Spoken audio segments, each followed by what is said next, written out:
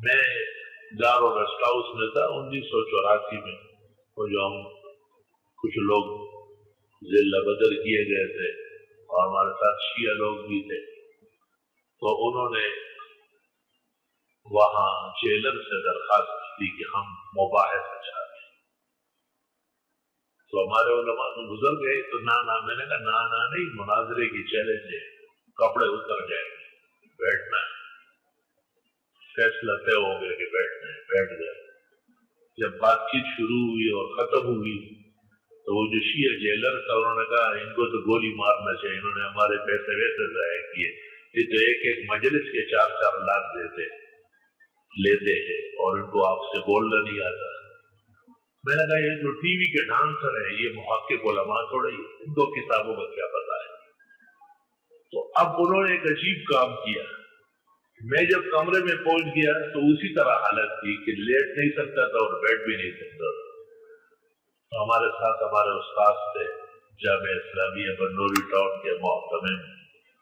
فقیہ النفس، ان کے نام کا سامنے بینر لگا، حضرت مولانا مفتی احمد رحمان سے، بڑے کامل ولی تھے اور بڑے خاص طریقے سے دم کیا، الحمدللہ اور صحت بحال ہو گئے۔ تو ان کے ہاں ایک روافظ کے ہاں ایک چیز ہے، اس کو یہ لوگ مسمرزم کہتے ہیں، وہ بہت ساری بدنگاہیں جمع کر کے ایک بھی چھوڑ دیتے ہیں۔ تو طریقے اس طرح ان کے اختیار میں ہے، کوئی فن ہے، کوئی کرتب ہے، شعبہ بازی۔ تو ویسے 2-3 درخواستیں ہیں، ایک تو یہ کہ جو چیز پسند آئے مسلسل نہ دیکھے، نگاہ ہٹایا کرے، اور دوسرا یہ کہ خاص کر چھوٹے چھوٹے بچے جو ہوتے ہیں ان کو اکثر ماں باپ کی نظریں لگتی ہیں، اور کون کہاں جاپان سے آئے پرائے بچے کو پسند کرے۔